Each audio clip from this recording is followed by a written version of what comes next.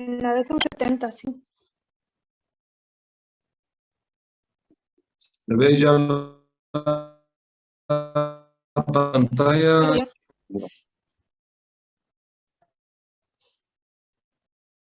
Ya nos habíamos presentado con ustedes hace un par de semanas. Vamos a platicar hoy sobre signos vitales. Espero que todos me estén escuchando bien.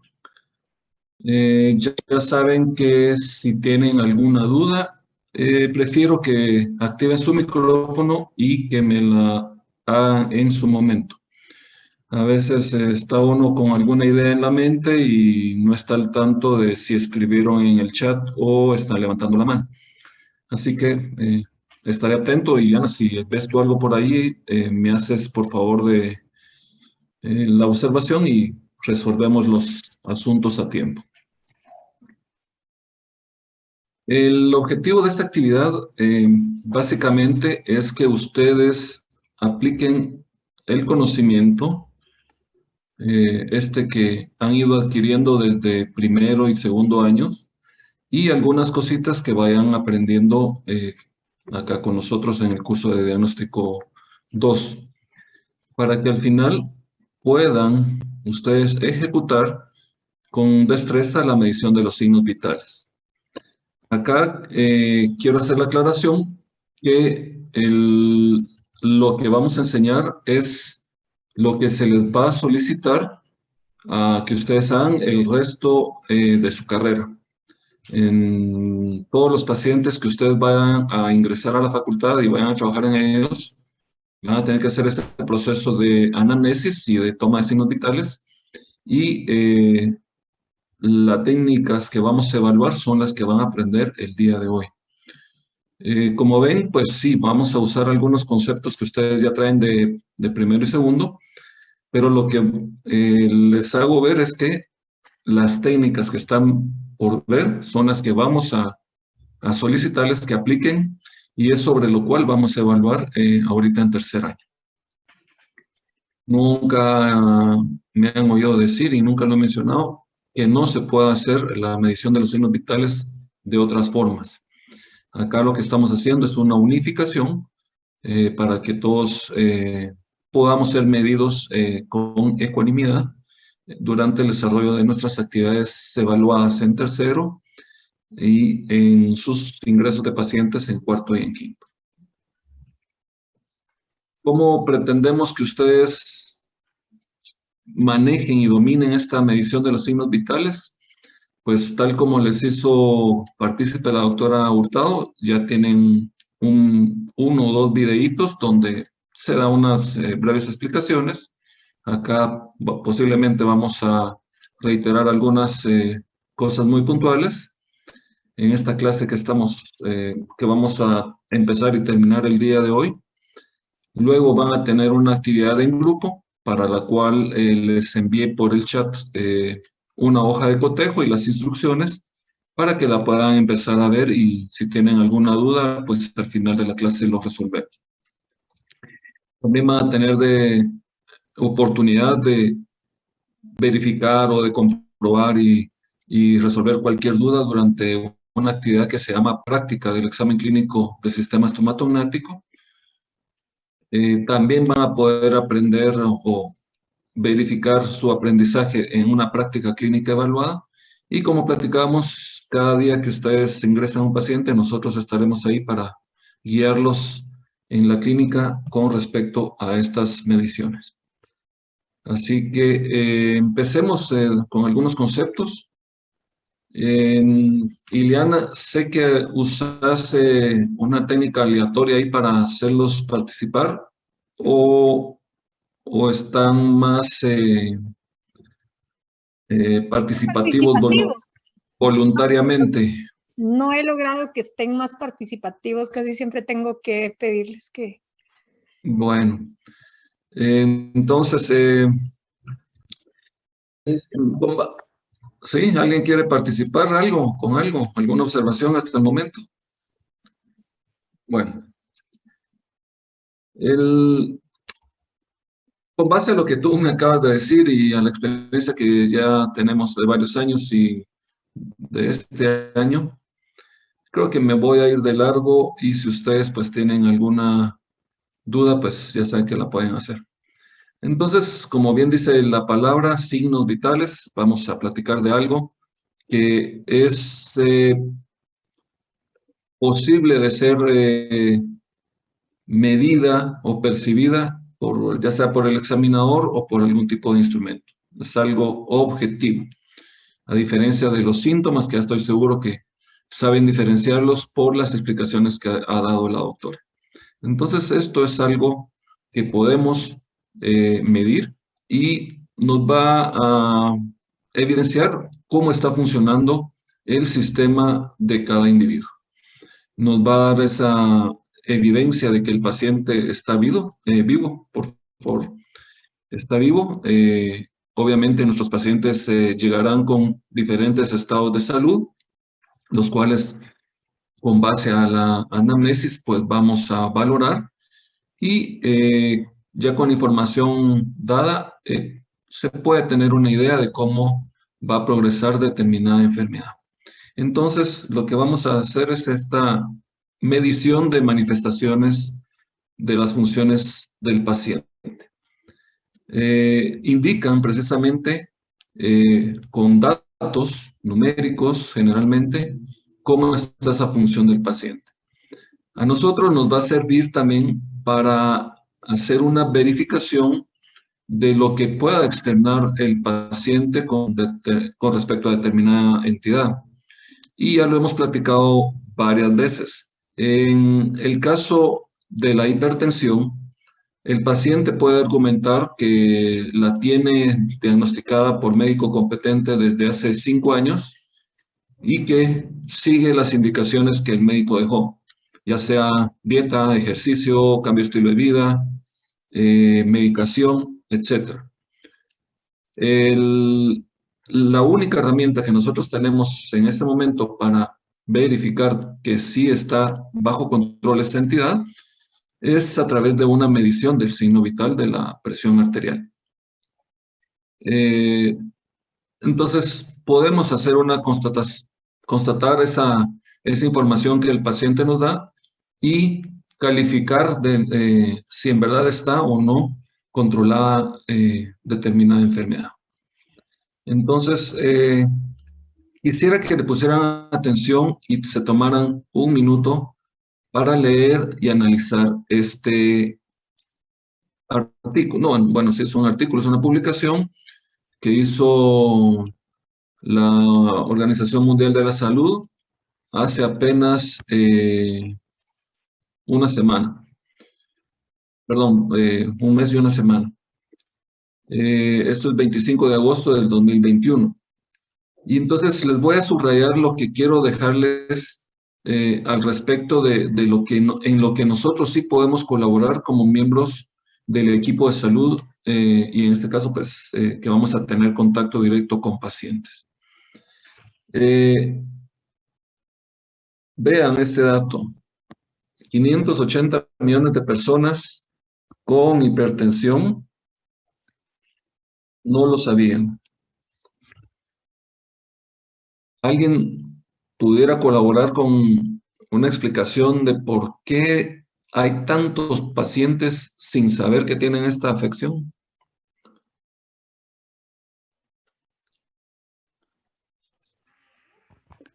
Porque es asintomática, doctor. Exacto. No sé quién participó porque tengo apagada esa parte. Estuardo Saquec. Precisamente por esto. Acuérdense que a esta entidad se le llama la asesina silenciosa. ¿Sí? Esto va matando poquito a poquito porque generalmente es asintomática. Ya cuando los pacientes presentan las manifestaciones que han platicado con la doctora, es porque la condición está a punto de llegar a una complicación extrema como un ACV o un infarto, ¿verdad? Entonces, tenemos que recordar entonces que básicamente esta entidad es asintomática y que muchos de nuestros pacientes no lo saben. Es ahí donde podemos intervenir primariamente con una, como dice acá, una simple o sencilla medición. Podemos guiar al paciente a quien corresponda para que sea atendido. Con respecto a lo que les comentaba anteriormente, ¿cómo verificamos nosotros que una vez haya sido diagnosticado este paciente y que diga que está cumpliendo con las medidas que le indicaron? ¿Cómo podemos verificar que esté controlado? Vean el otro dato.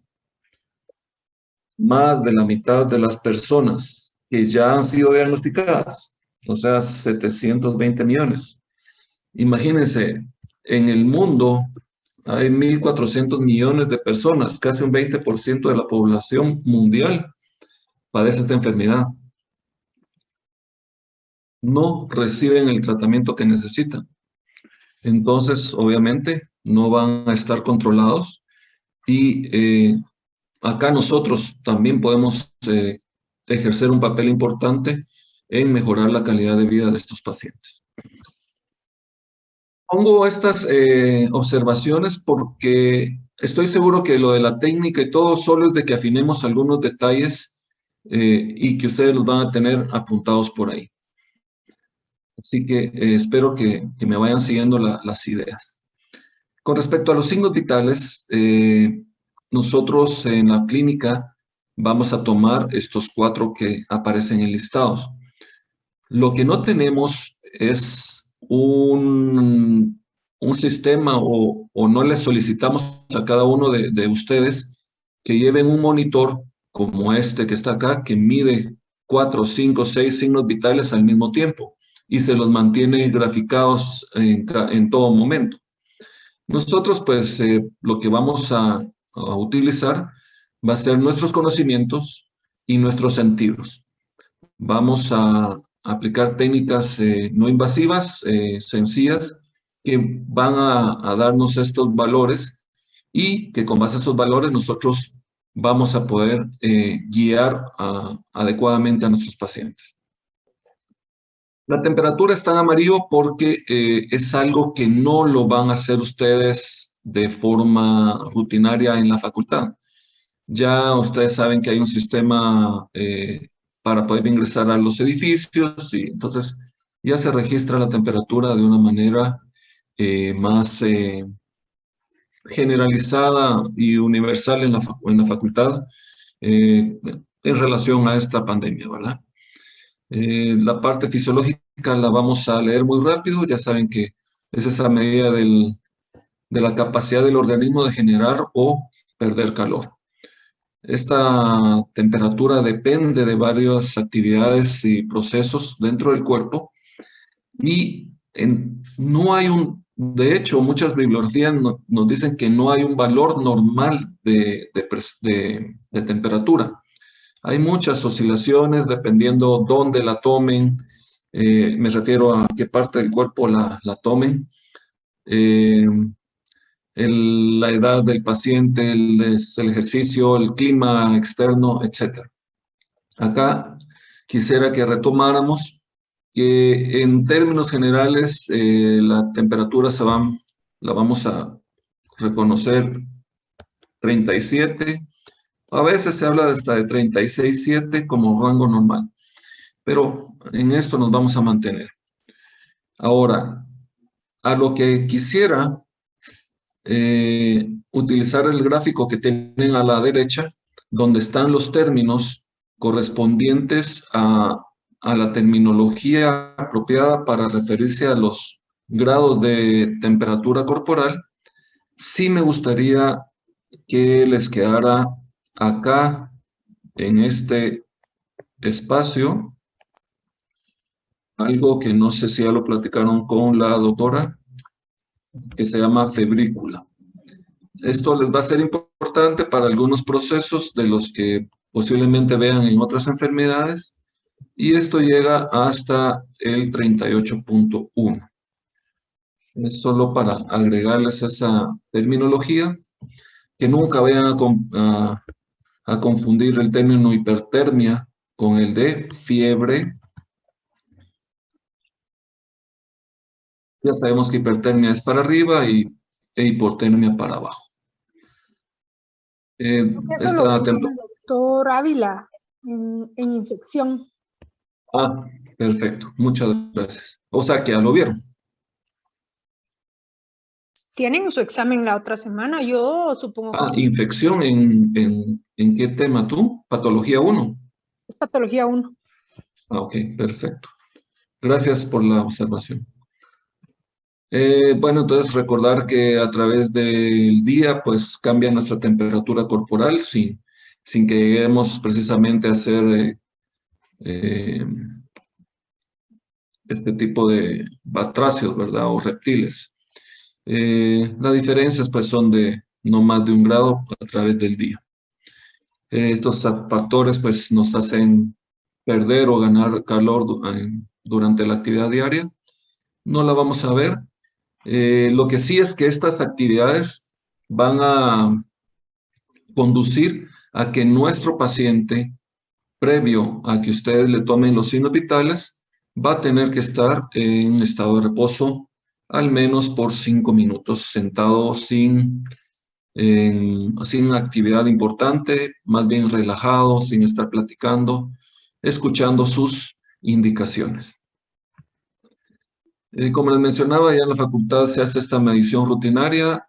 Lo más importante, pues, que deben de hacerse las mediciones en la frente. Es el lugar, digamos, indicado para este tipo de medidores infrarrojos, a menos que esté diseñado para medirlo en otro lugar. El sensor debe estar limpio. Yo creo que es algo que no ocurre en nuestra facultad porque siempre están dando valores sumamente alterados. O las baterías están por acabarse o siempre hay algún inconveniente con esto. La distancia entre el sensor o la pantalla del medidor y la frente, pues tiene un rango amplio, puede estar entre 1 y 15 centímetros.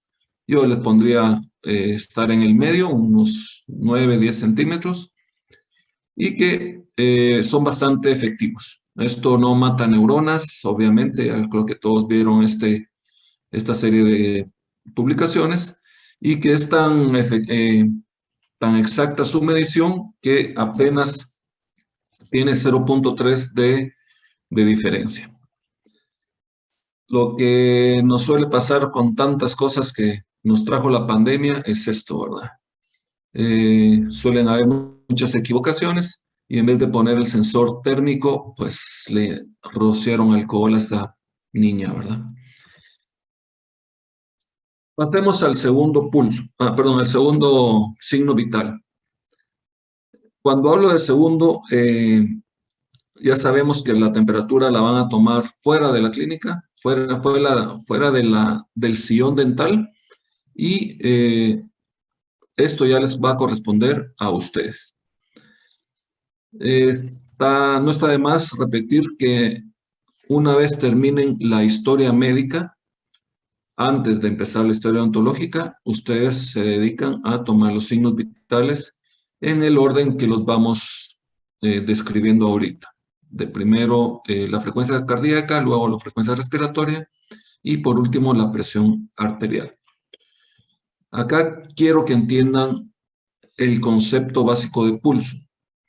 Es esa dilatación transitoria, es esa onda de presión que se produce en las arterias por la contracción del ventrículo, ¿verdad? Del corazón. Ahora bien, estamos hablando nada más de la onda. Estamos hablando de esa, bueno, y seguro han visto ustedes todas esas películas cataclísmicas donde se habla de pulsos electromagnéticos y toda esa cuestión. Entiéndalo como que con cada contracción va a salir un pulso, ¿sí? Un pulso va a ser esa expansión que va a ocurrir en las arterias. Ahora bien, el pulso tiene diferentes características para ser evaluadas. Las vamos a poner juntas, pero está en rojo la frecuencia. Y en términos muy generales, cuando hablamos del pulso, básicamente nos estamos refiriendo a esa característica que se llama frecuencia. Y frecuencia, como en todas otras circunstancias de la vida, es el número de veces que se repite algo en determinado tiempo. Entonces acá lo que vamos a hacer es evaluar la frecuencia cardíaca, o sea, medir el número de expansiones de las arterias en un minuto. Las características de ritmo, amplitud e igualdad se las dejamos a los cardiólogos. Nosotros tenemos una misión para colaborar con los médicos, guiando a nuestros pacientes adecuadamente para que lleguen con ellos, pero nosotros acá solo vamos a contemplar el número de veces que se expanden las arterias en un minuto. ¿Cómo vamos a hacerlo? Yo sé que ustedes han aprendido de muchas formas en primero y segundo año, por eso es que nos llegan así a la clínica. Obviamente esto está incorrecto, no merece más que llamadas de atención porque aplausos no van a recibir por esto. No les pongo más ejemplos y quizás la ejemplificación de errores les puede hacer caer en la conciencia que tienen que tener de hacer y realizar estas mediciones adecuadamente. Esto no es fingido, esto es cachado en el momento, lo hacen frente a uno con toda displicencia, o sea, como quien dice, yo así lo hago y qué, ¿verdad? Entonces, por ahí creo que es donde empiezan los problemas. Déjense guiar, nosotros les estamos dando los elementos para que ustedes construyan los conocimientos y sepan cómo se deben de realizar estos procesos. Entonces, pero no son solo los alumnos de la facultad, ¿sí? Esto aparece en internet y también está incorrecto. Ya vamos a ver por qué. Ahora bien, vamos a usar un método palpatorio. Eso significa, obviamente, que vamos a hacer una percepción en este caso, con nuestros dedos, y vamos a, desde ya, pues, saber que tenemos que percibir el pulso radial. Y se llama radial, obviamente, porque lo que vamos a percibir es la arteria radial. ¿Dónde queda la arteria radial? En el canal del pulso. Este canal del pulso está formado por dos tendones. El braquio radial, que está más o menos aquí, y el flexor radial del carpo, que está más o menos acá. Ahí ustedes ya pueden ir percibiendo precisamente un canal, un medio tubo, y en ella el contenido es la arteria radial básicamente. Ya sabemos que debajo de esta arteria tenemos un hueso, que es el radio, no nos podemos perder, y que al estar a cierta profundidad muy cerca de la superficie, podemos percibir esos movimientos o esas distensiones de la arteria. Nosotros vamos a utilizar 3 dedos. Vamos a agregar el dedo anular para poder percibir esta onda.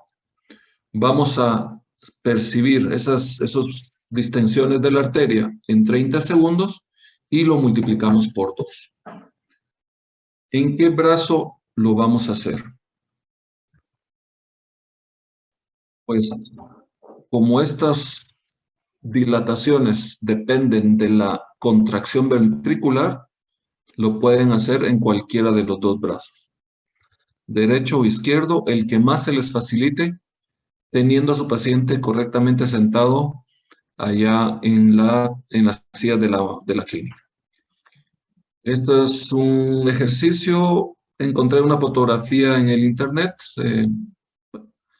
donde el individuo está tomando correctamente o está ubicando correctamente el canal del pulso, tiene a la mano un reloj con segundera para que pueda contar cuántas pulsaciones se sienten en medio minuto y multiplicarlo por 2.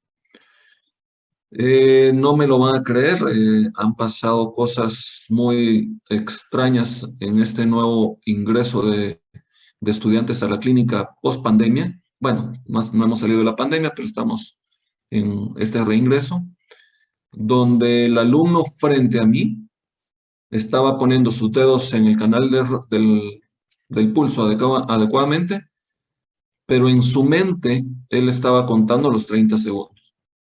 Obviamente esto está fuera de lugar, fuera de contexto, es un error muy grande que ustedes no deben de cumplir. A veces utilizan sus teléfonos, se les vuelve súper complicado, tienen guantes disque limpios, estériles, y se los sacan de la mochila o del pantalón, etc. Entonces, es mejor que utilicemos un reloj para tenerlo a la mano. Lo que suele pasar es que hay una indicación que la vamos a dejar clara acá, y es que el dedo índice tiene que estar proximal al corazón, o sea, más cercano al corazón. ¿Sí? Perdón. Me voy a salir solo para poder regresar a la diapositiva.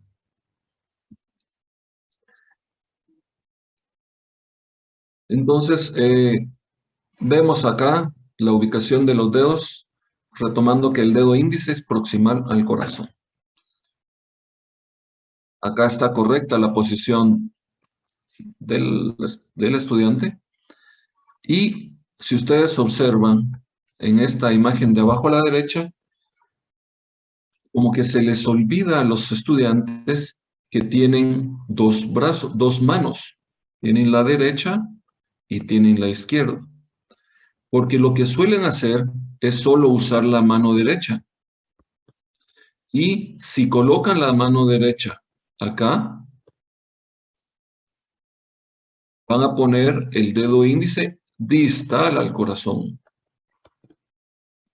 También estaría incorrecto. Si esta fuera la posición de su paciente, ustedes deberán de usar la mano izquierda para poder colocar el dedo índice de la mano izquierda, este que está acá, proximal al corazón. Entonces, esto requiere pues estar consciente de lo que estamos diciendo, ver que son cosas muy puntuales y aplicar la técnica con ejercicios en su casa o con ustedes mismos para que se les facilite al momento de llegar allá con nosotros. Hay variantes que condicionan este número de pulsaciones por minuto. Ya sabrán ustedes por sus clases de fisiología cómo se altera. No vamos a entrar directamente a esto, a menos que tengan alguna duda. Y también aparecen estos valores, digamos que normales, para los diferentes tipos de pacientes de acuerdo a su edad. Entonces, ya solo la edad le mete un montón de variabilidad a este dato. Vean que si fuera un paciente que todavía está lactando, tiene muchas pulsaciones. Los adolescentes están alrededor de los 80 por minuto.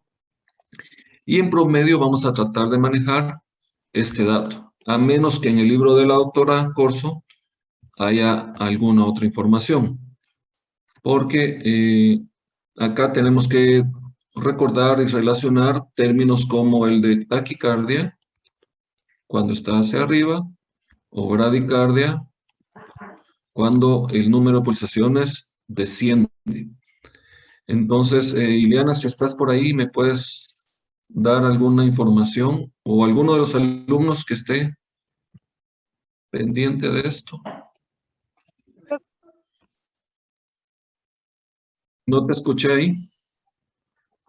¿Cuándo considero taquicardia y cuándo considera bradicardia? O si hay algún número que el libro o que tú les hayas dado. Bueno, como varía mucho, pero como estamos hablando de adultos, taquicardia arriba de los 100 y bradicardia debajo de los 60.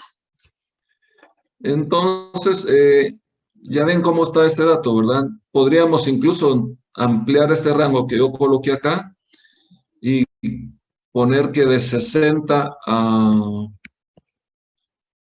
99 prácticamente estamos dentro de lo correcto. Entonces, tratemos de manejar, quizás reducir esa brecha y manejarnos acá, ¿verdad? 60 a 85. Gracias, Silena. Vean que la forma de registrar este signo vital, ya saben ustedes que se van a la casilla que dice equipo de diagnóstico, a la derecha de la ficha, en la primera página.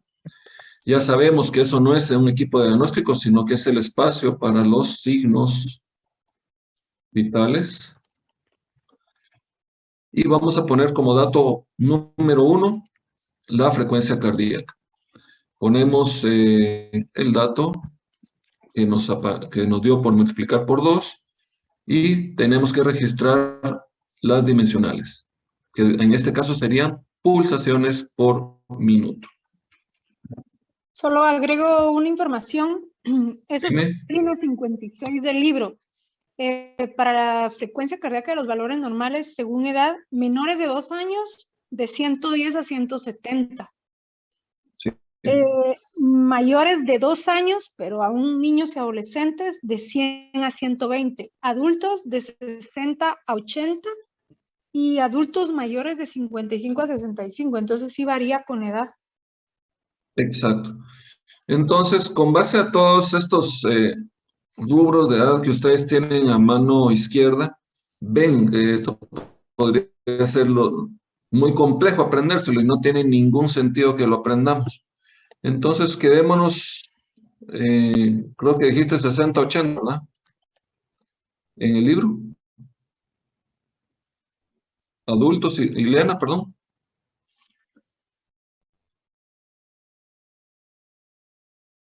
Bueno, se nos fue la doctora.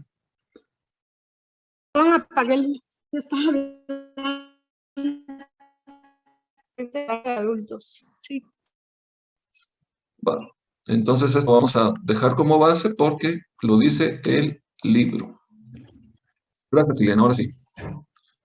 Pasemos al segundo signo, segundo signo que ustedes van a registrar y medir. Vamos a hablar de la frecuencia respiratoria, que es el número de ciclos respiratorios en determinado tiempo. Para nuestro caso va a ser en 1 minuto también. Ya saben ustedes que los ciclos respiratorios constan de 2 fases, la inspiración y la expiración, pero eso ya se lo saben de fisiología. Ahora bien, vamos en este caso a usar una técnica en donde vamos a observar. ¿Qué vamos a observar? El torso de nuestro paciente. Vamos a ver esos movimientos o ciclos respiratorios que se suceden en 30 segundos y luego multiplicamos por 2. Tengo este video para que vean que...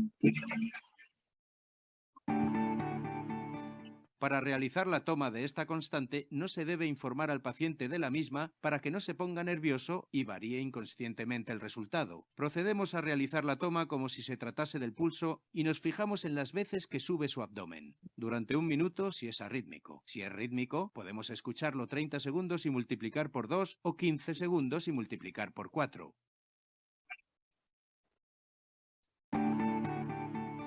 Para realizar la toma de esta constante no se Entonces, debe informar como ven, no se le debe decir al paciente que van a contarle cuántas respiraciones tiene, porque va a afectar el número de respiración. Entonces, disimuladamente le decimos que volvemos a tomar el pulso, solo que esta vez se fijan, ya sea en el pecho o en el abdomen, cómo se eleva en 30 segundos y lo multiplicamos por 2. Esto se registra como frecuencia respiratoria y tiene un valor normal entre 15 y 20 respiraciones por minuto. Vamos a abreviarlo FR, 2 puntos, ponemos el dato y siempre las dimensionales como respiraciones por minuto. Quizás ahora viene el signo vital donde más se complica en la existencia. Creo que es porque traen muchos conocimientos de primero y segundo, mucho de olvido de lo que les enseñaron y más que todo querer hacer lo que se recuerdan, ¿verdad? Lo que en ese momento ustedes tienen por sentado que así es. Entonces, para esto, sepan que, como les adelanté antes, van a ser las técnicas que se van a evaluar durante las actividades en el curso y la clínica de diagnóstico. Ya saben que la presión arterial, entonces, es la fuerza que ejerce la sangre contra la pared arterial. Esto es sumamente difícil de medir. Tendríamos que utilizar una técnica invasiva para meternos con dispositivos dentro de las arterias grandes y poder medir esa presión. Sin embargo, hay una serie de métodos que son no invasivos, son indirectos y nos dan un dato que representa esa presión. Ya sabemos que la presión arterial depende de varios factores, entre ellos la fuerza de contracción ventricular, la viscosidad de la sangre, la elasticidad de las paredes arteriales y quizás por ahí se me queda otro. Vamos a ver que, como les decía, ¿verdad? A pesar de que tenemos videos, tenemos clase, tenemos documento, tenemos todo lo que ustedes aprendieron en primer segundo, llegan con esto. Y les repito, esto no es montado, esto es del día a día, de lo que nos ocurre a nosotros en la clínica. Obviamente esto nos molesta, nos baja los ánimos, pero seguimos en pie de guerra tratando de guiarlos lo más que se pueda. Ahora bien, los instrumentos que utilizamos para hacer la medición de la presión arterial, pues ya los conocen, son el estetoscopio y el esfimomanómetro. Son tan nobles que hasta chivo traen, ¿verdad? Y vamos a tener que aprender a usarlos bien. Cuando uno ya es profesor por varios años, en verdad el ojo se va afinando, uno va pescando los errores a kilómetros y a veces estamos en algunas actividades con alumnos y de repente uno tiene un ojo en el teléfono celular y un ojo en lo que están haciendo los alumnos, pero créanme que es suficiente para poder evaluar lo que ustedes están haciendo. Esto, para los que la hayan visto, es una serie de Netflix, obviamente, y a esta chica le están tomando la presión, pero obviamente esta escena dura un cuarto de segundo y lo primero que se percata uno es esto, ¿verdad? Está al revés el esfimomanómetro. Yo creo que hasta esta señorita como que es estudiante de medicina o de odontología, porque tiene su carita como que se dio cuenta que no estaba bien la colocación del instrumento, ¿verdad? Esto suele pasar fuera del ámbito de odontología. Este individuo es un rescatista, pero esto es lo que ocurre día a día. Pero ¿saben qué es lo peor? Esto. Son internacionales y espero no se ofenda a ninguno, ¿verdad? son tan descarados que a pesar de que uno está viendo esto, pasan a la ficha y registran los datos de los signos vitales. Y yo creo que ahí sí hay problema, ¿verdad? Esto es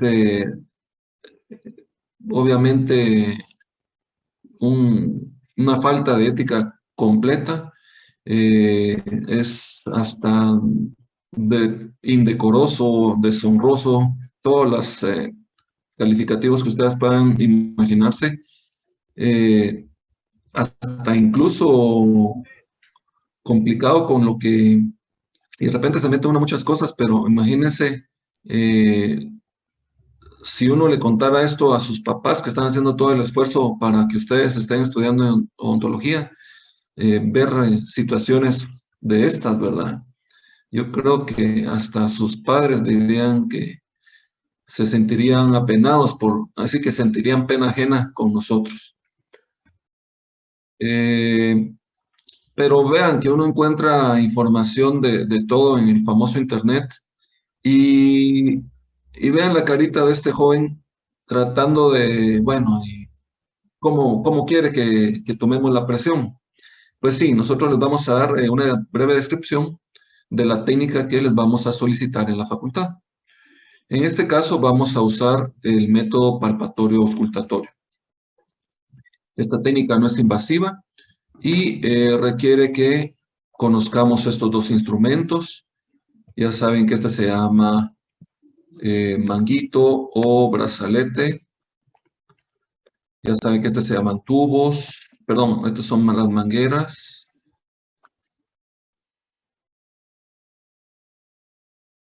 Este le llaman bulbo o ahorita me voy a recordar de otro nombre que le dan. Este es el manómetro. Tenemos esta perilla de graduación. Y con el estetoscopio, pues sí, ahora tenemos también mangueras. Tenemos tubos. Y en esta parte pueden haber dos componentes. De un lado el diafragma, que es el plano, y del otro lado la campana, que es el componente, lo voy a dibujar así para que se entienda. Un alto, un grande, que tiene funciones específicas. Nosotros nos vamos a quedar con el diafragma. Y estas cositas que se meten en los oídos, olivas. ¿Por qué retomar el nombre de estas cuestiones? Porque a veces uno les explica mejor en la posición del brazalete y no saben de lo que uno está platicando. Colóquese bien el estetoscopio.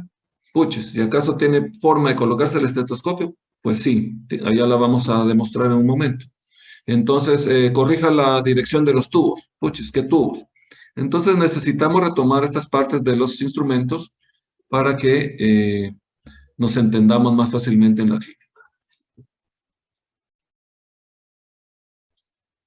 Pasemos a condiciones y recomendaciones previas a tomar todos los signos vitales. Aquí lo voy a colocar, que son todos los signos, ¿sí?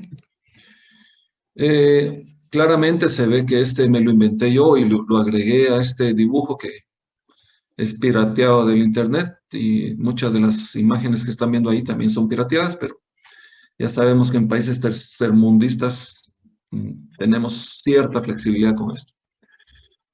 Lo primero es que su paciente debe de estar sentado en reposo por al menos 5 minutos antes de iniciar con las mediciones. La espalda tiene que estar apoyada, los pies, en nuestro caso, no van a estar sobre el piso porque los vamos a tener sentados sobre la unidad dental. ¿Sí? Entonces vamos a poner los pies acá. Es conveniente que la vejiga esté vacía, o sea que no hayan tomado mucha agua antes de venir las piernas rectas, estiradas. El brazo del paciente va a tener que estar apoyado. ¿En dónde? Pues en una parte del sillón dental que se llama apoyabrazos. Entonces no hay mayor ciencia para esto. De último, pues tener claro que mientras están ustedes haciendo las mediciones, no van a conversar con él. Van a dar claramente las instrucciones antes. Y para la presión, acá hay una recomendación que dice que lo mejor es que no exista ropa entre el brazalete y la piel del paciente. Pero sabemos que si la tela de una camisa es muy delgadita, se puede hacer.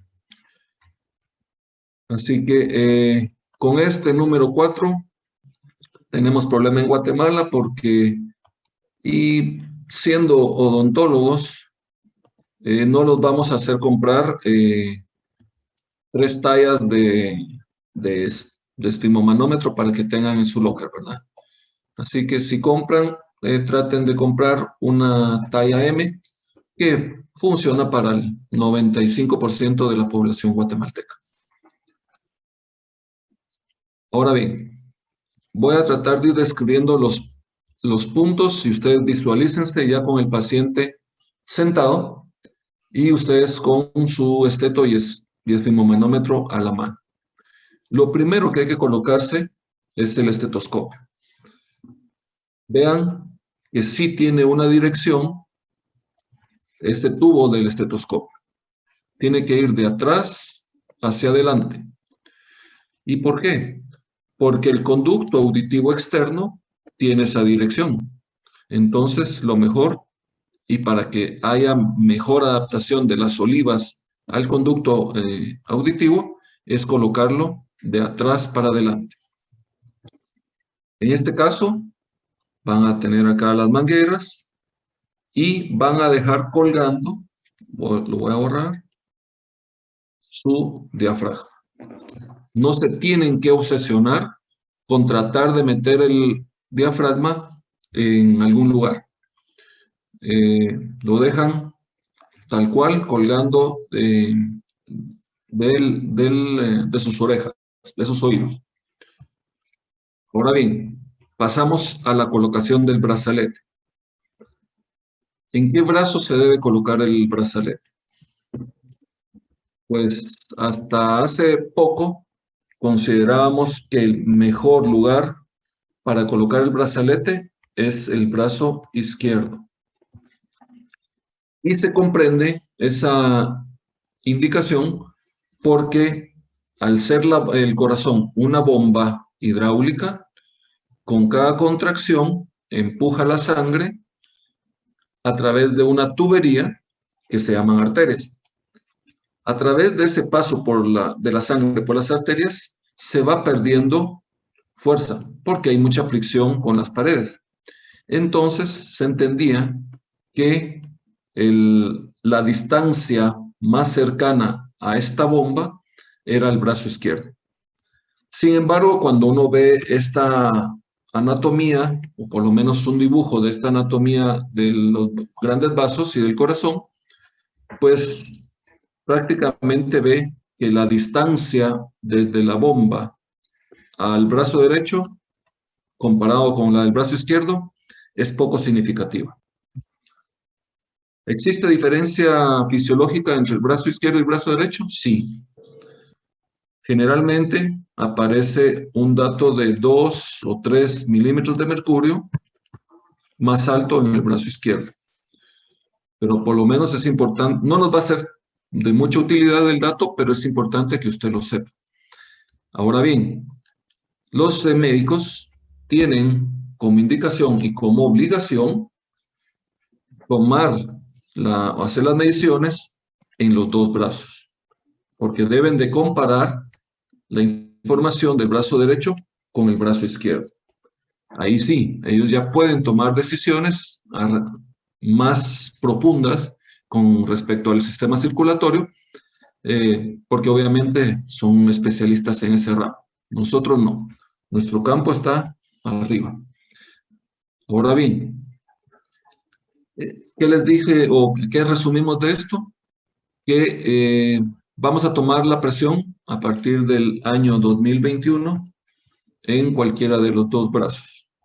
Pero cuando les preguntemos cuál es la diferencia entre ambos, tendrán que saber que es entre 2 a 3 milímetros de mercurio.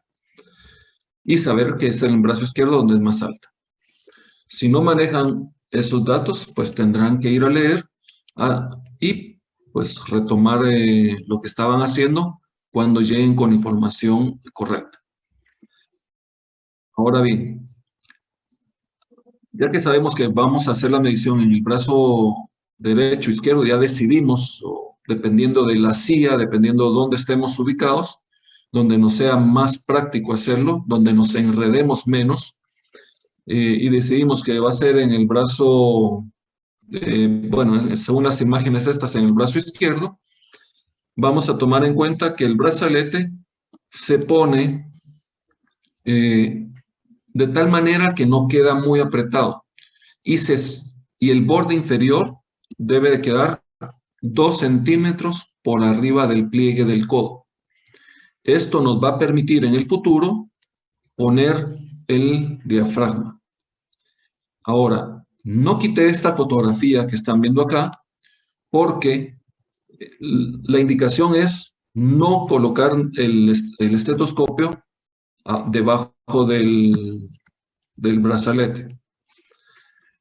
Y lo que hemos visto muy frecuentemente es que cuando usan esta combinación de diafragma con campana, por mala costumbre o yo no sé quién les enseñó, quieren meter esto a puro tubo debajo del brazalete, lo cual ocasiona muchas molestias, les dificulta a ustedes poner el estetoscopio donde lo deben de colocar, que ya lo vamos a ver, y en verdad es mala técnica.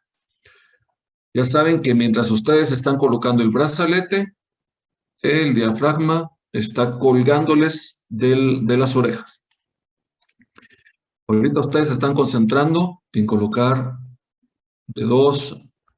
por lo menos 2 centímetros arriba del pie del codo, el borde inferior del brazalete, para tener libre esta región.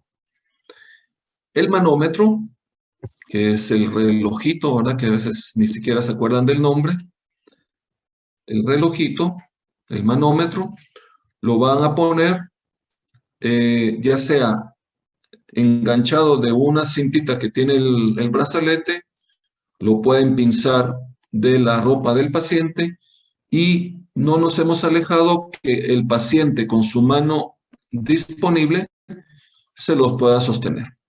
Ya saben, lo mejor sería ponerlo acá o en la ropa. Estos instrumentos, como les digo, traen chivo. Ya les dice desde que abren el brazalete dónde tienen que poner el borde inferior del brazalete.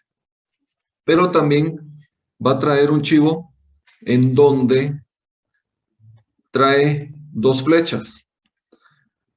Las flechas indican en dónde o por dónde debe de pasar la arteria braquial. Si usan el brazo izquierdo, como es el ejemplo que hemos estado usando, la arteria braquial va a tener que pasar debajo de esta flecha. ¿Sí? Voy a borrar porque este doctor sí sabía la anatomía y tiene colocado el diafragma sobre la arteria braquial. Ya vamos a ver un poquito más de imágenes para que no se olviden de esto. Si van a tomar en el brazo derecho, ya está el chivo para que coloquen de ese lado la ubicación de la arteria. ¿Qué pasa con los que no traen este chivo? Pues ponen la arteria o dejan pasar la arteria entre las 2 mangueras. Ahora bien, ya tenemos el estetoscopio puesto, Ya saben que el individuo tiene colocado y colgando el estetoscopio. Ustedes ya tienen bien puesto el esfigmomanómetro y están observando esto. Vean cómo se agarra o cómo se toma la perilla para inflar el esfigmomanómetro. Deben dejar la perilla acá para que con 2 dedos ustedes puedan regular la entrada y salida del aire del brazalete.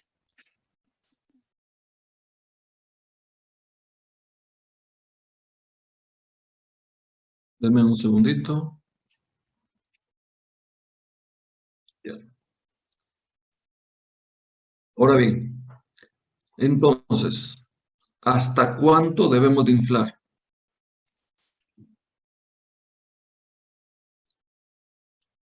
Depende, dijo Pepito. Esta medida es individual. A cada paciente van a tener que reconocerle dónde, más o menos dónde está su presión sistólica, que ya sabemos que es la mayor. ¿Y cómo se hace esto? Pues a través de este método palpatorio auscultatorio, lo primero, paso 1 que vamos a hacer es colocar nuestros dedos para percibir la pulsación de la arteria radial o el pulso radial, y con la otra mano ustedes van a estar inflando despacio, ¿sí? Pero bien conscientes de cómo se va sintiendo la pulsación radial. Ustedes van a ir viendo que sube la flechita en el manómetro y van a llegar a un punto donde ya no perciben la pulsación radial. Ahí ustedes van a estar seguros que no hay una presión mayor. Para unos pacientes va a estar en 100, para otros en 110, para otros en 120, para otros en 130, en otros pacientes 140 o más. Después de que llegaron al límite ese donde ya no hay percepción de la pulsación, van a subirle 10 milímetros de mercurio más. ¿Cuánto es eso? Pues prácticamente media pachadita de la perilla del esfigmomanómetro. ¿De acuerdo? Ahí cierran la válvula, o sea, ahí no se escapa el aire, no está pasando nada, no tienen que correr, no tienen que hacer todo rápido. Entonces se vuelven a ajustar las olivas dentro de los conductos auditivos y hasta ese momento, con la mano que estaban percibiendo el pulso, toman el diafragma y lo colocan sobre la arteria radial, sobre la arteria braquial.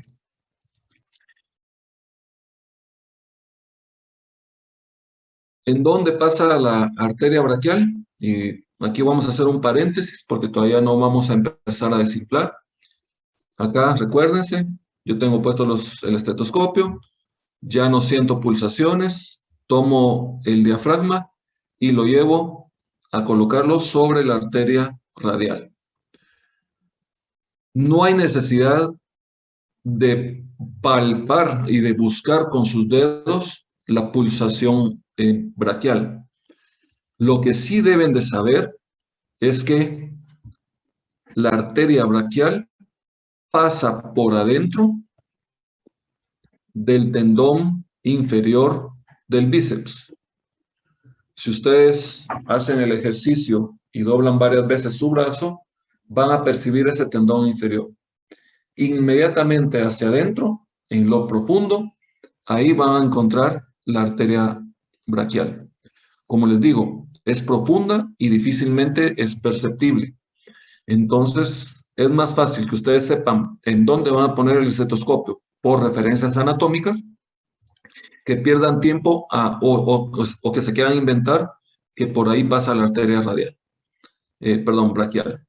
Entonces, ya sabemos, tendón inferior del bíceps y por adentro pasa la arteria braquial. Ya estando en esta posición, ustedes tienen en la mano derecha la perilla y entonces ahora sí empiezan a desinflar. ¿Cómo se desinfla? Pues muy lentamente. Y cuando les digo lentamente, es muy lentamente. Vean el lapicero frente a mí. Esta sería más o menos la velocidad a la que ustedes deberían de estar desinflando su brazalete. Hablan de un dato numérico más o menos de 2 milímetros de mercurio por segundo. O sea que esto es bien lento. ¿Qué se trata de hacer durante ese momento en que se desinfla? Pues oír.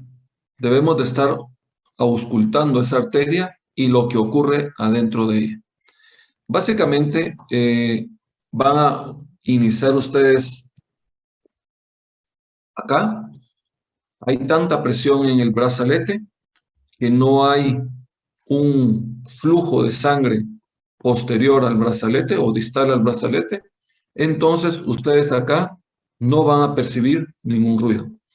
Acá están en la etapa 1 de los ruidos de Korotkov, eso ya solo es como recordatorio. Y sabrán que conforme empiezan a desinflar muy lentamente, va a llegar un punto en que la sangre va a poder pasar y van a escuchar el primer ruido. Aquí. Cuando la sangre ya pasa, hace una turbulencia y acá es donde se producen los ruidos de Korotkov. Acá vamos a ver la etapa 2, o sea, vamos a reconocer que el primer ruido, perdón, ya estoy corrido uno. El primer ruido que va a ocurrir acá es la etapa 1. Ese es lo que vamos a registrar como una presión sistólica. Y vamos a estar pendiente de cómo es la calidad de los ruidos, como estos que están apareciendo acá. ¿Sí? Se van a representar cada contracción del ventrículo, hasta llegar a un momento que desinflaron tanto que ya no se producen esos ruidos y la sangre va a pasar libremente. A esta última etapa, donde vamos a registrar la presión diastólica, es donde encontramos un silencio, ya no vamos a escuchar ruidos, y le llamamos etapa 5 o de silencio. ¿Cómo se registra entonces la presión arterial? Pues presión sistólica sobre presión diastólica.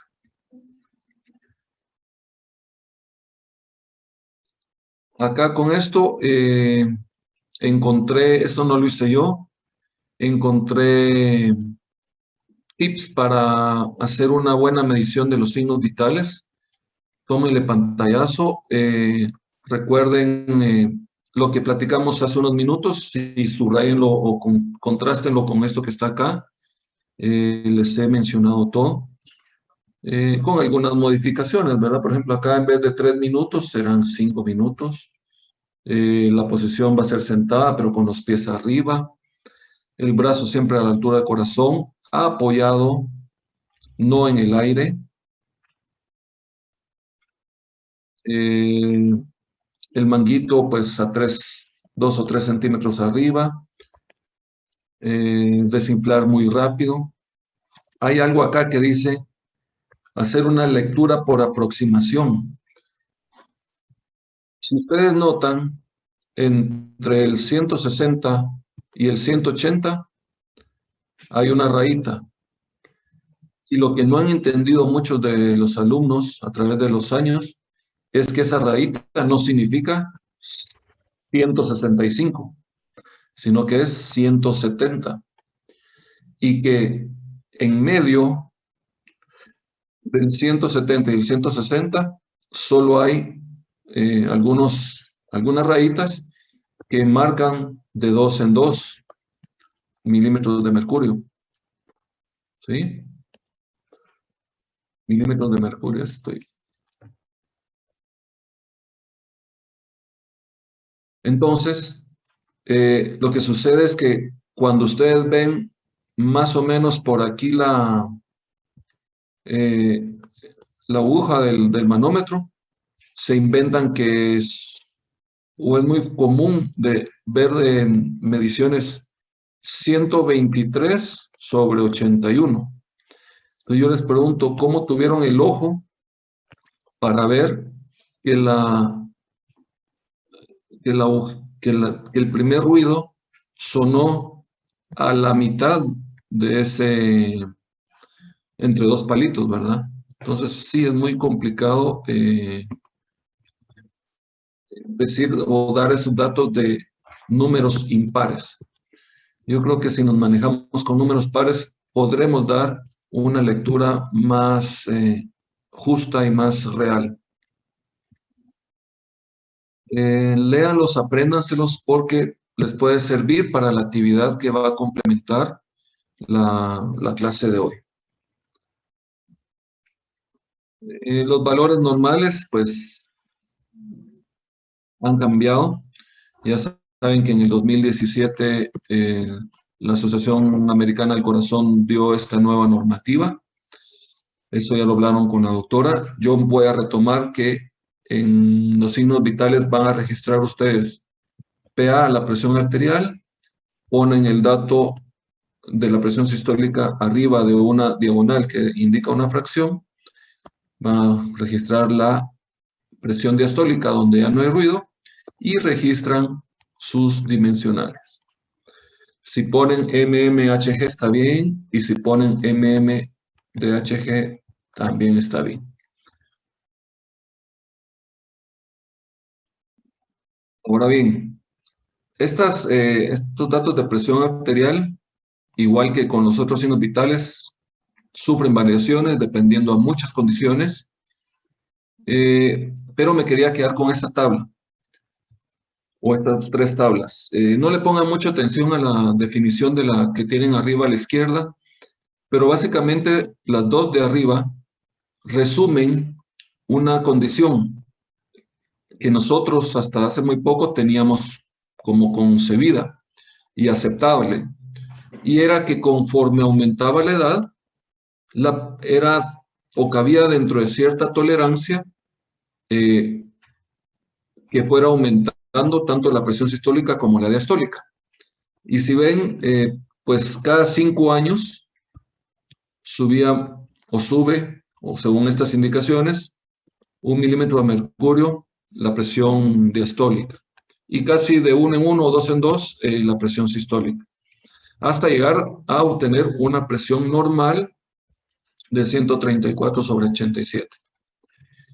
Pero, según las nuevas disposiciones, vean cómo cambia. Vean que tienen a todos los rubros de edad. Y acá ya no están haciendo consideraciones en cuanto a que a más edad es permisible tener una mayor presión. Vamos a mantenernos con estos datos de esa tabla y esos van a ser los que vamos a manejar. Aquí la única observación que quiero hacerles es con respecto al objetivo de la medicación para pacientes hipertensos. Aquí sí es permitido que pacientes hipertensos puedan tener o puedan estar en este rango, creo que era 82.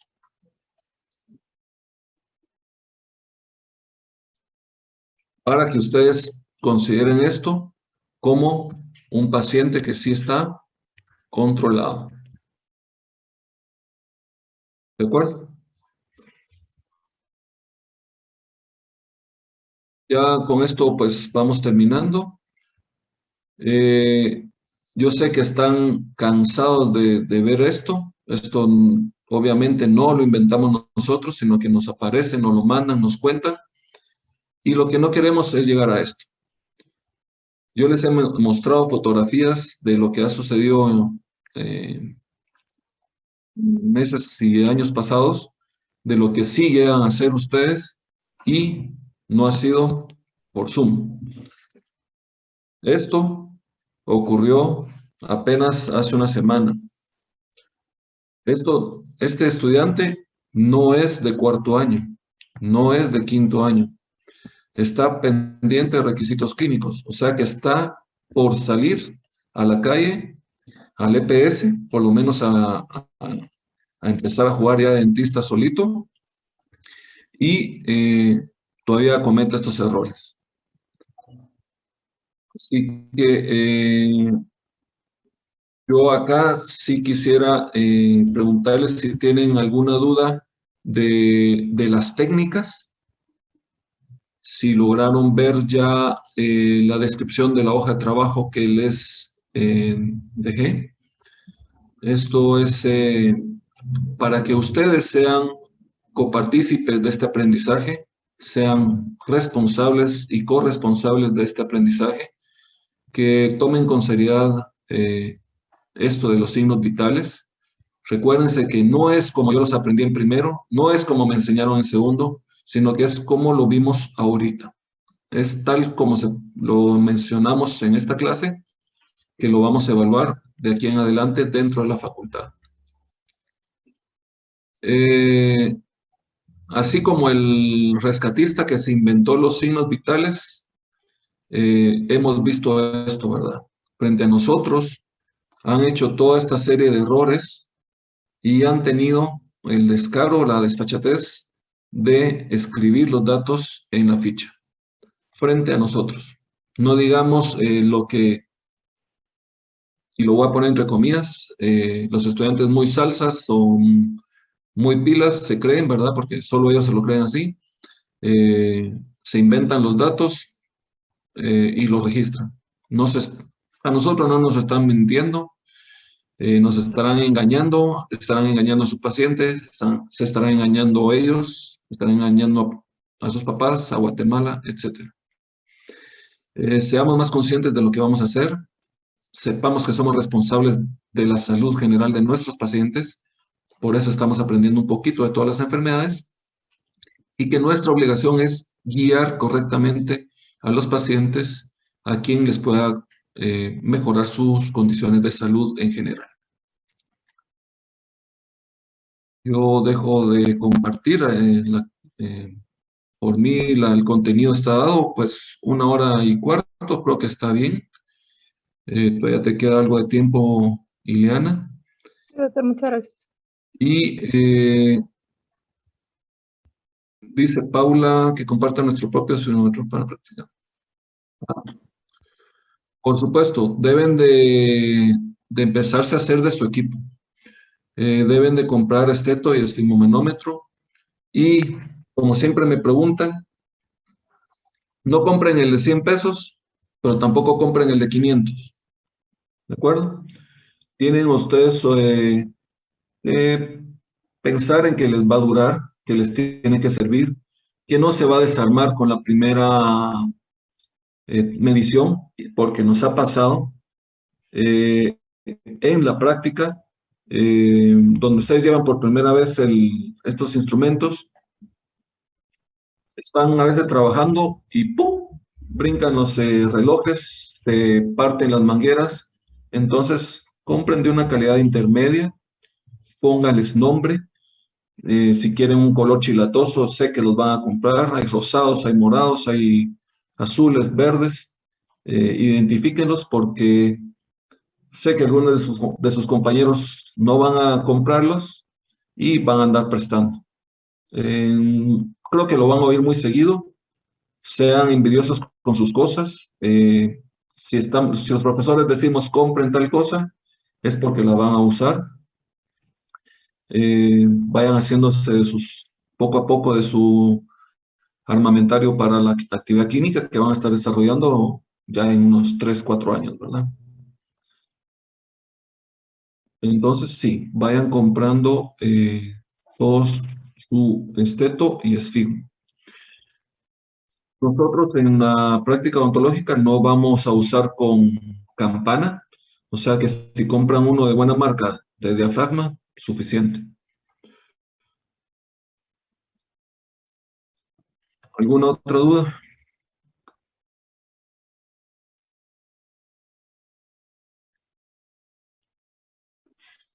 Doctor, no sé qué tanto tiempo tenga, ¿sí? Aquí hay una duda. Por afinidad, no hay ningún problema.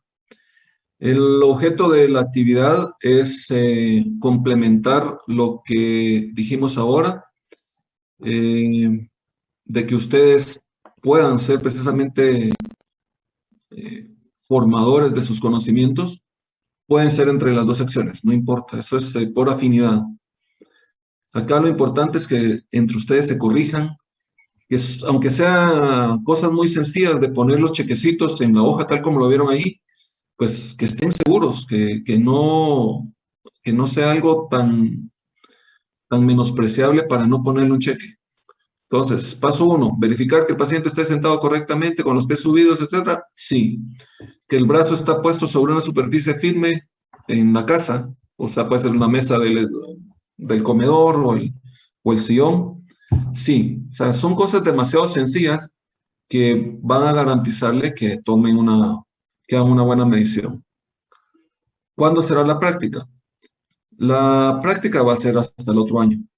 Tiene que pasar el tema de descripción de lesiones, lesiones de diagnóstico inmediato, el examen clínico y tal como lo hicimos con los alumnos que ahora están en cuarto, vamos a hacer una demostración en la que un profesor les va a guiar a enseñarles cómo se hace y ahí pues hacemos la demostración de los signos vitales y en una siguiente actividad ustedes van a hacer entre parejas el examen clínico y la toma de los signos vitales. O sea, todavía falta, Paula.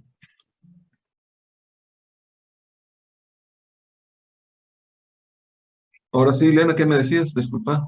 Yo me voy a quedar acá viendo tu clase, si no es tu Sí, problema. es que por eso lo quiero invitar, para que nos acompañe a la clase. Yo no sé si él le respondió a Aaron, que dice que tiene un eléctrico, que si lo puede usar, dice. Pero quiero ver si lo puedo poner acá en mayúsculas.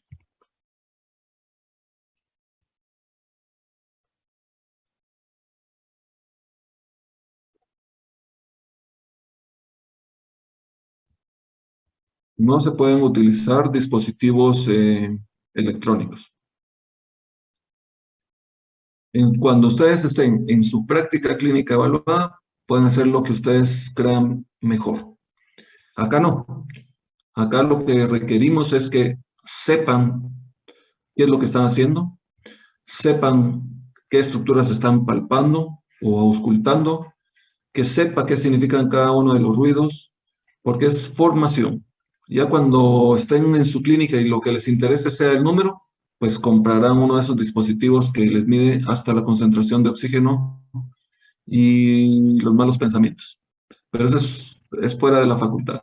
Para estas actividades van a ser análogos, es tecnología análoga.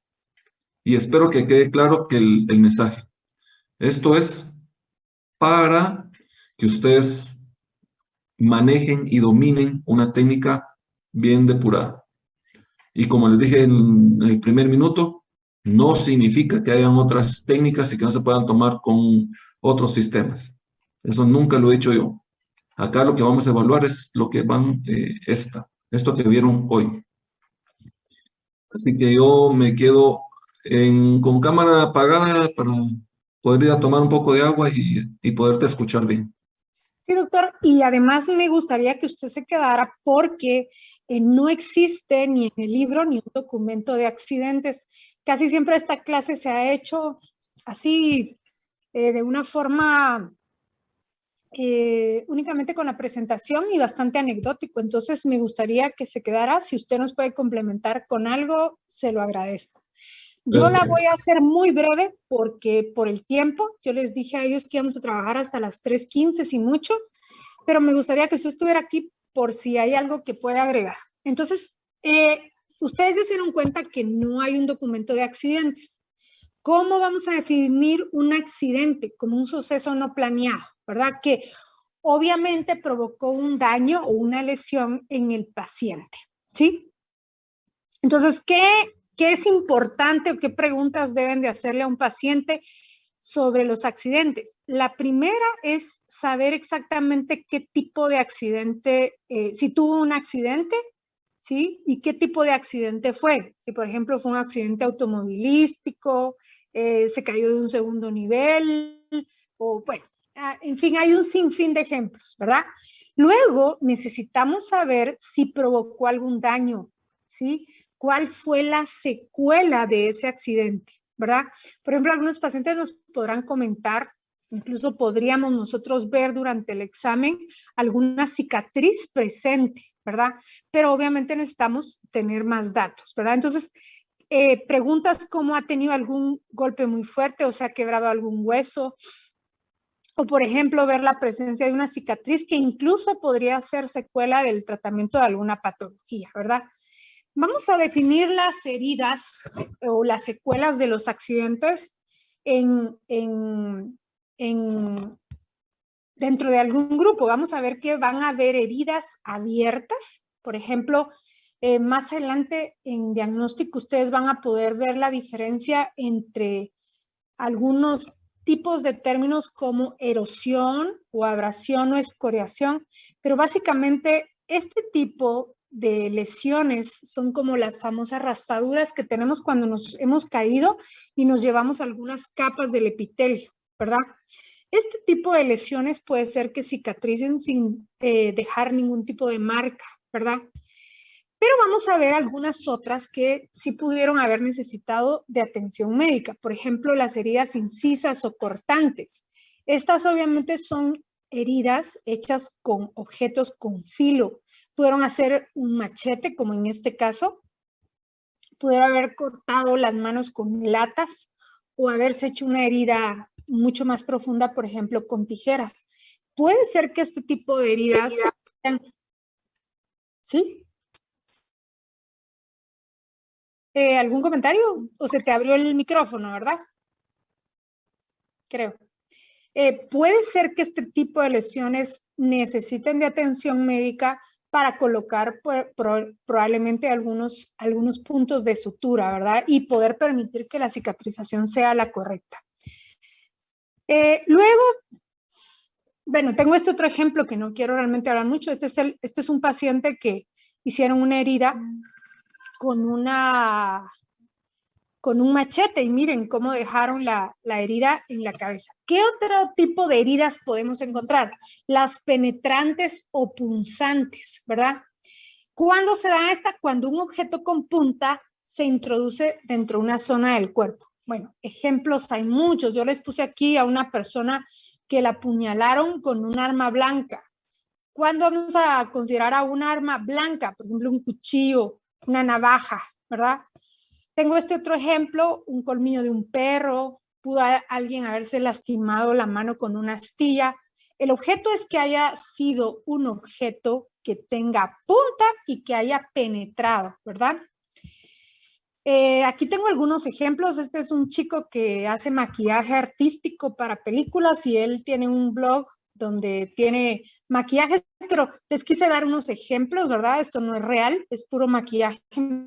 Miren este clavo en la frente. Esto pudo haber sido posterior a un accidente automovilístico donde pudo haber entrado un vidrio, ¿verdad? También hay otros ejemplos de heridas penetrantes, por ejemplo, las heridas de bala con arma blanca, ¿verdad? Y cuando una herida atraviesa completamente el cuerpo, le llamamos herida transfixiante, ¿verdad? Eso puede ser una espada, puede ser incluso una bala, ¿verdad? Y aquí tenemos un ejemplo de una herida transfixiante donde un clavo, este es el mismo blog del chico, ¿verdad? Esto no es real, esto es puro maquillaje. Por ejemplo, pudo ser el paciente un carpintero y haber atravesado su dedo con un clavo, ¿verdad? Ese pudo haber sido un ejemplo. ¿Qué otros ejemplos tenemos? Está la laceración, que esto es cuando un objeto con bordes dentados, ¿sí? Produce una especie de desgarro del tejido, ¿sí? Doctor Ruiz, ¿se le ocurre a usted otro ejemplo de laceración? A mí el ejemplo que más se me ocurre es, por ejemplo, las mordidas de los perros. Si un perro, por ejemplo, muerde, puede causar una herida penetrante, pero al jalar el tejido puede desgarrar completamente el tejido. Sí, por ahí sería. Si me recuerdo alguna, te interrumpo. ¿Qué otro golpe o tipo de golpe o herida podemos observar? Este es de los más comunes, una herida contusa o contundente. Cualquiera de los dos términos es correcto. Y este es cuando un objeto duro, obviamente, genera una contusión o un golpe. Y bueno, esto es muy común, por ejemplo, en golpes automovilísticos donde uno pega la cabeza contra, no sé, una parte de la estructura del carro mientras ocurre el accidente, o posterior a haber caído de una moto o caído de un segundo nivel. La mayoría de estas son heridas contusas o contundentes. Y obviamente vamos a ver secuelas como presencia de hematomas. Cuando a causa del golpe tan fuerte se abre completamente el tejido, a este tipo de heridas le llamamos corto contundente. Puede ser que un objeto muy pesado haya caído sobre el cuerpo del paciente y de lo fuerte que fue el golpe, se abrió totalmente la herida, ¿verdad? No es que hayan cortado precisamente con algún objeto. Aquí hay una pregunta. ¿Nervios Liliana, táctiles? ¿Sí, doctor? sí, que aparte de que el objeto sea duro, generalmente son romos, o sea que no tienen ángulos agudos, no hay filos en los objetos. Puede ser, por ejemplo, el de la pierna, el ejemplo de la pierna podría haber sido un batazo, por ejemplo, con el bate que no tiene, que es muy duro, pero no tiene ángulos. Porque si hubiera sido con, bueno, lo que voy es que no existe un filo que haya cortado, a pesar de que la palabra dice corto contundente, hablando del objeto. Pero aquí vale la pena el análisis. Cuando yo sé que muchos de los alumnos puedan tener unas cicatrices en la región ciliar, en la ceja, o submentoniana, que se han caído. Y lo que pasa es que acá el objeto externo puede haber sido la banqueta o la acera o el cemento, y el ángulo, lo filudo, lo que ayudó a cortar el tejido fue el borde del hueso. Entonces ahí también puede ser esto. Gracias. Gracias a usted. Bueno, entonces, ¿qué otras heridas puede tener el paciente? Bueno, ya vimos el arma blanca, que tienden a ser cuchillos, navajas, pero también hay arma de fuego, ¿verdad? Este puede ser otro ejemplo. ¿Qué otras cosas puede? O como dicen los bomberos, herida por proyectil de arma de fuego. Herida por proyectil de arma de fuego. Muy bien. ¿Qué otras cosas podemos observar en los accidentes que un paciente puede relatarnos? Cuando se le llama abulsión, cuando hay una amputación, obviamente a secuela del traumatismo, en donde fue arrancada una parte del cuerpo. Aquí estamos viendo una foto no tan agradable, ¿verdad? A eso se le conoce como una abulsión. En este caso estamos viendo que una abulsión completa del pie derecho del paciente. ¿Sí? Y bueno, accidentes hay de muchos tipos. Miren estas otras. Y yo encontré esta otra definición que decía que la abulsión podría ser una lesión con un desgarro y destrucción del tejido producida muchas veces por el roce de una maquinaria, ¿verdad? Aquí hay una pregunta. Estoy comiendo. Bueno, lo sentimos, es hora de clase. Muy bien. Recordemos que cuando vimos algunas, en patología que estamos viendo alteraciones dentarias, yo ya les había hablado, por ejemplo, de la abulsión dentaria. Cuando por un golpe, ¿verdad? El paciente puede perder las piezas son desalojadas completamente del alvéolo y la mayoría de veces no tienen fractura, la pieza sale completa, ¿verdad? Eso también le vamos a llamar abulsión, pero en este caso tenemos que especificar que es de origen dentario. ¿Qué otras cosas pueden suceder en un accidente? Bueno, ya vimos que puede haber abulsión de alguna estructura del cuerpo, una mano, un pie, pero es por un desgarro. Cuando hay una amputación, generalmente se pierde una extremidad, eso puede ser un dedito, la mano completa, pero porque hubo un corte. Miren lo bien definido que está el corte, ¿verdad? Esto pudo haber sido por una sierra. Yo, en mi caso, vi cuando era niña, frente a la casa de mis abuelitos, había una, ahora ya es muy difícil ver eso, una carpintería. Y uno de los ayudantes del carpintero se llevó su manita completa en una de esas sierras que ellos usaban antes para cortar la madera. ¿Qué otras secuelas pueden haber de accidentes? Aquí vienen unas secuelas interesantes. Por ejemplo, pueden haber secuelas como fracturas, ¿verdad? Las fracturas de los huesos pueden ser parciales o totales y hay varios tipos de fracturas. La mayoría de ellos son fracturas cerradas. Significa que debido a la fractura no hubo lesión de los tejidos periféricos, ¿verdad? Y no podemos ver a través de el espacio donde ocurrió el traumatismo, no podemos ver el hueso, pero también hay fracturas abiertas. Quiere decir que la fractura del hueso se expuso, ¿sí? Y podemos ver una herida abierta. Entonces vamos a ver qué tipos de fracturas pueden haber. Aquí tengo este dibujo y como yo sé que ustedes tienen el video, pues no necesito pasarles las diapositivas, pero pueden haber fracturas transversas, ¿sí? Lineales, oblicuas. En las oblicuas hay de dos tipos. La compuesta, si el hueso no perdió su estructura, no se desalineó, o descompuestas. Estas descompuestas son las que generalmente tienden a exponer el hueso. ¿Me explico? Porque el filo de los bordes del hueso fracturado puede romper el tejido circundante y exponer la fractura. También está la estiroidea. El tallo verde, ahorita vamos a verlo en radiografías, y de las más terribles, la comminuta. Entonces les quiero enseñar, en el video yo les explico un poquito más. Esta es una fractura, por ejemplo, compuesta, donde vemos que se separó completamente el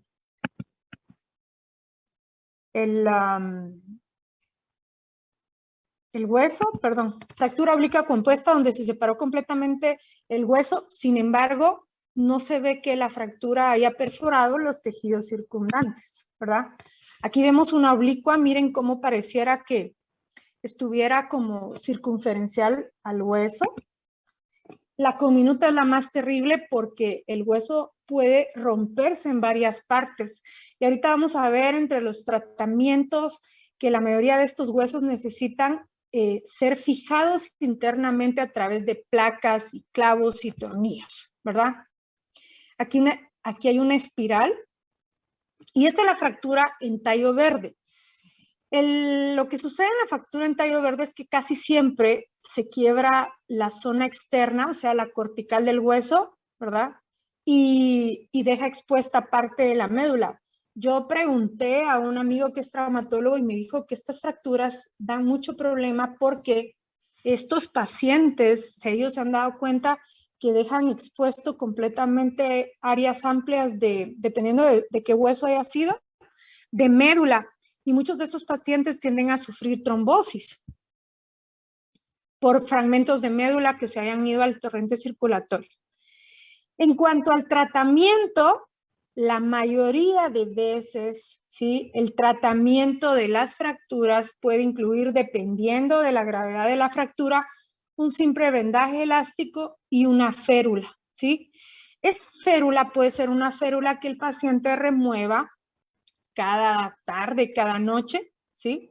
O puede ser, por ejemplo, una férula un poquito más compleja, como una férula de yeso, que el paciente obviamente no vaya a poder remover. Actualmente también hay férulas ¿de qué es, doctor? Es de fibra de vidrio, el nuevo tejido, ¿verdad? El nuevo componente con el que hacen las férulas. Resina, creo. Resina o fibra de vidrio. Bueno, estas no se pueden remover, ¿verdad? Obviamente esto causa incomodidad al paciente, ya él les contará sus historias, ¿verdad? En muchos casos, dependiendo de dónde sea la fractura, pues solamente van a emplear un inmovilizador. Sin embargo, como en el caso de las fracturas comminutas o en tallo verde, estas muchas veces necesitan fijación.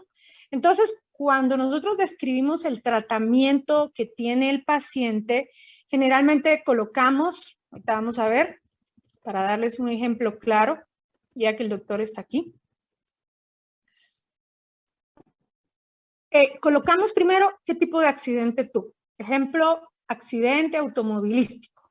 Bueno, luego preguntamos al paciente, cuénteme alguna secuela. Sí, fíjese que tuve una fractura en 1000 pedazos. Mire, el fémur se me rompió como en 3 o 4 pedazos. Bueno, si podemos colocar el tipo de fractura, somos tan hábiles y el paciente no lo dice, lo hacemos, ¿verdad?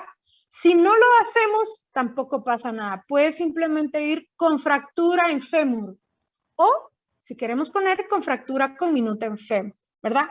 Luego debemos de indicar el tiempo de evolución, hace 10 años. Y por último, el tipo de tratamiento. Si el paciente nos cuenta, fíjese que solo me enyesaron, estuve enyesado 3 meses, excelente. Entonces, tratada con férula de yeso. Pero si el paciente nos indica que lo tuvieron que operar, le colocaron placas, clavos, lo que haya sido, el tratamiento es quirúrgico. En mi opinión, se describe con fijación interna, pero no sé si el doctor nos quiera dar otra versión de cómo lo colocarían ellos, porque en todos los libros y documentos que yo consulté para hacer esta pequeña clase, los traumatólogos llaman fijación interna, permítanme, llaman fijación interna cuando se le colocan placas, clavos y tornillos a través de un procedimiento quirúrgico y quedan internamente, como en este caso, ¿sí? Y bueno, eso incluye no solamente huesos largos. Esta fijación interna se puede hacer también cuando hay fracturas a nivel maxilar, ¿verdad? Y fijación externa es cuando dejan un dispositivo colocado externamente, como en estos casos. No profundicé tanto cuándo son los criterios de ellos para dejarlo interno o externo, ¿verdad? ¿Doctor? Sí, me parece correcta la anotación de fijación interna o externa, poniendo, generalmente ellos saben cuántas placas y cuántos tornillos o combinación de ambos le pusieron y su posterior seguimiento, porque hay algunos que te van a contar que tuvieron que remover esos placas o tornillos o lo que sea a los 5 años o a los 3 años. Obviamente las externas se remueven, ¿verdad? Transcurrido el tiempo de cicatrización. Sí, regresar a cabal aquí. Yo creo que hay que hacerle la observación a todos de que generalmente el 99.9 de nuestros pacientes llegan caminando. Eso significa que llevan 2 fémures. Entonces, que en nuestras historias sí les pedimos que expliquen cuál de los 2 fémures es el que tiene exacto. El tiempo de evolución, tratamiento, fijación, ajá. Y leí lo de la férula, sí es de fibra de vidrio, Iliana, tenés razón. Sí, ¿verdad? Es fibra de vidrio, sí. Miren, no hay una receta para los accidentes porque accidentes hay de muchos tipos. Démosles otro ejemplo. Bueno, terminemos de ver qué otros accidentes es lo que hemos visto nosotros más frecuente. La otra cosa que nos tienden a describir mucho los pacientes son los famosos esguinces, ¿verdad? Que es, por ejemplo, que nosotros llamamos, ¡ay, me doblé el tobillo!, ¿verdad? Obviamente el esguince no es más que un daño únicamente a nivel de los tejidos blandos, generalmente ligamentos, ¿verdad? Y la mayoría de veces este paciente, su tratamiento, como no hubo lesión en huesos, sí es una inmovilización, generalmente con férulas que pueden quitar y poner, ¿verdad? O con un vendaje, y están inmovilizados 8, 15 días, el edema puede ir pasando y toma generalmente un tratamiento paliativo con analgésicos y antiinflamatorios. El otro tipo de accidente común puede ser este. Mira, sí, con esto del esguince, en verdad que le pongan atención porque nos llegan todavía registros donde escriben tal como lo dice el paciente y ponen desguince, ¿verdad? Claro. Entonces sí, saben que es un esguince y saben que le dieron una clasificación 1, 2 o 3, hay que registrarlo. Con lo otro es, y que fue tratado con inmovilización durante 4 semanas. El otro que quería, y no quería dejar pasar, mejor dicho, es el que enseñaste con una pierna con un hematoma. Estas lesiones, quizás para que les lo consideren, si su hermano les dio una manada y le sacó la chibolita en el brazo, o le sacó un hematoma a la mitad de esos tipos de accidentes no se van a registrar. Tienen demasiado poca relevancia en la historia del paciente. Ahora, algo como esto, pues sí lo registraría, ¿verdad? Claro, los accidentes, como yo les decía en el video, tienen que ser de trascendencia, ¿verdad? Que si me caí en las gradas de mi colegio hace 10 años y te pasó algo, no, probablemente no, me quedaron moradas las rodillas, pero hasta ahí no tiene mayor trascendencia, ¿verdad?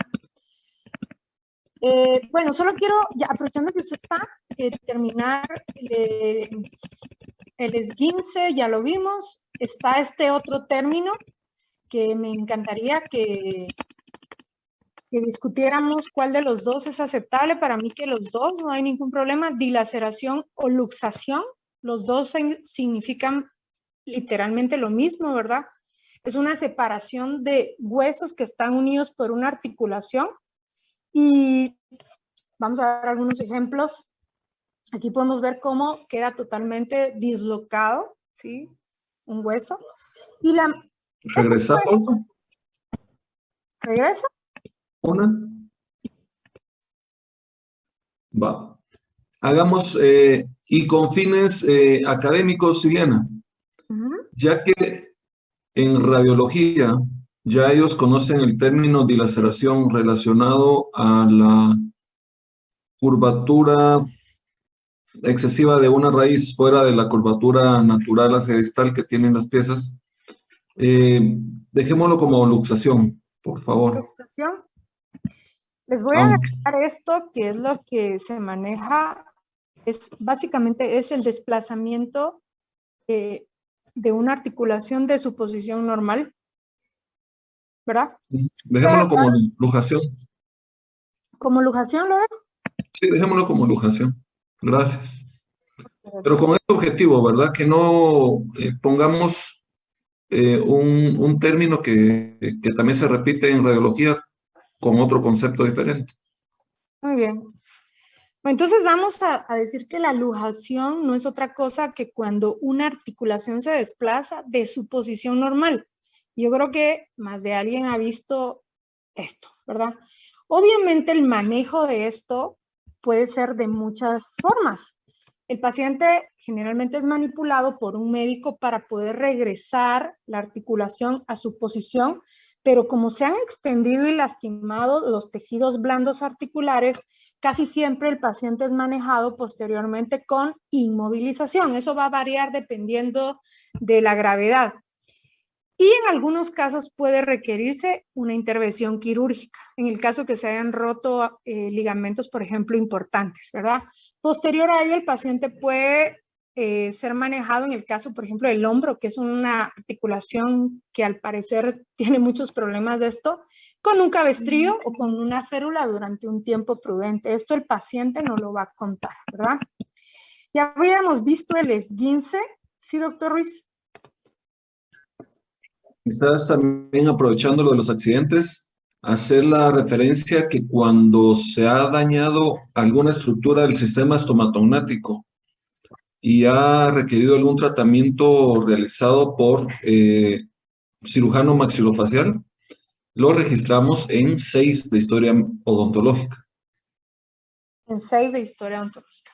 Tipo de fractura de cóndilo, si ha sido una luxación, si ha sido una... no sé, algo que tenga que ver con un cirujano maxilofacial. Sí. ¿Cómo? Doctor, yo voy a hablar con usted de eso porque yo a la doctora Arriola ya le expliqué por qué la clase de historia odontológica anterior va a quedar para después.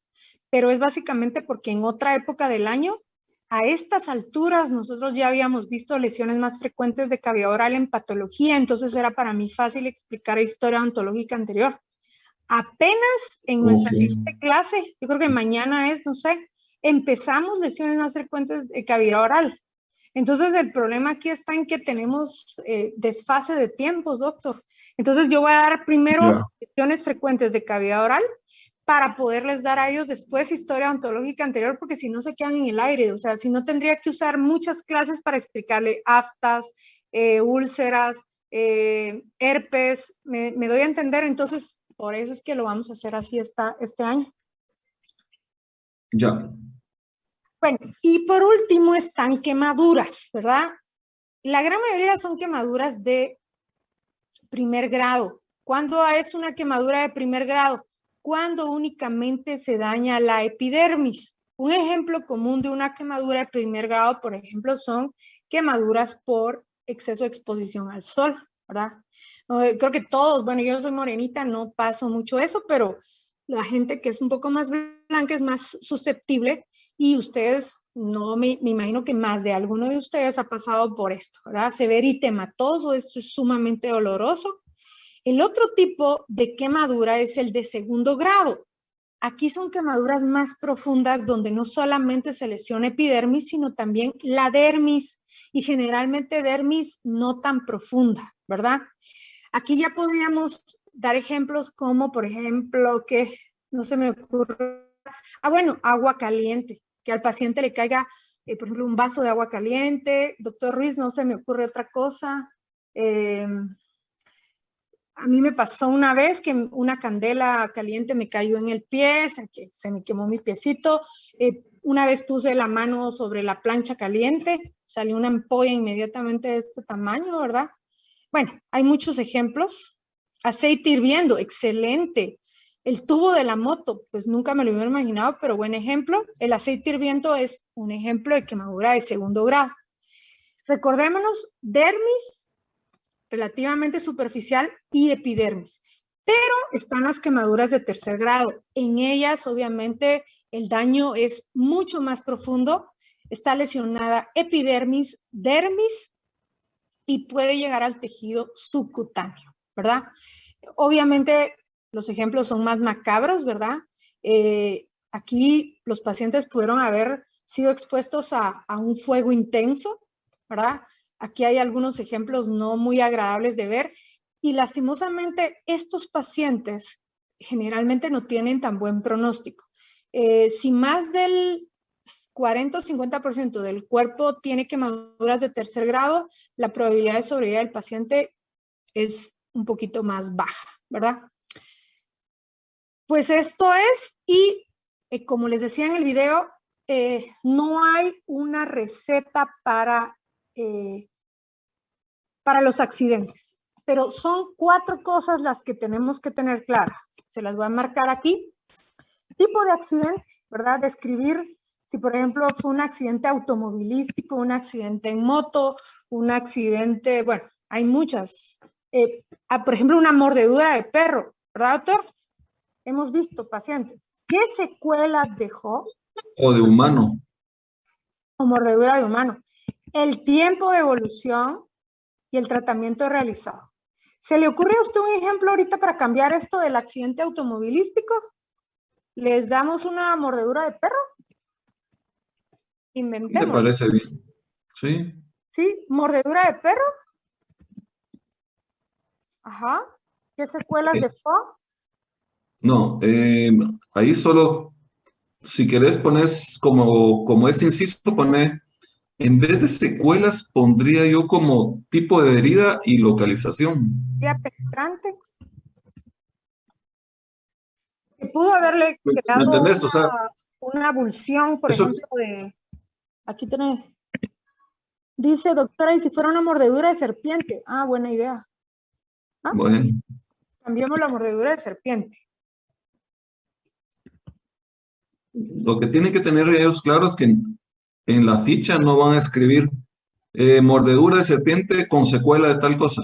Eso de secuela, que se lo borren de la mente. Eso no Hay que poner el tipo de herida. Voy a escribir aquí abajo para que no vayan a pensar. Bueno, inventémonos una mordedura de serpiente. Mordedura de serpiente con lesión No, punzante en mano. ahí ya no tenés que expresar. Fíjate que en determinado tipo de referencias bibliográficas, la mordedura es un tipo de lesión. Ajá. Entonces pueden poner mordedura de perro, mordedura de serpiente en mano derecha hace 8 años.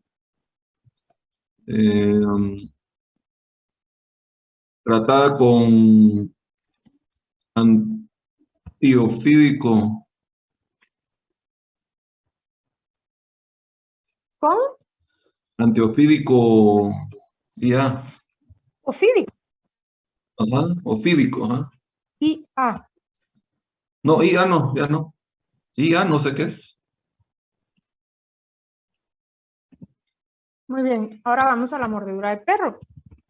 Mordedura de perro en pierna derecha.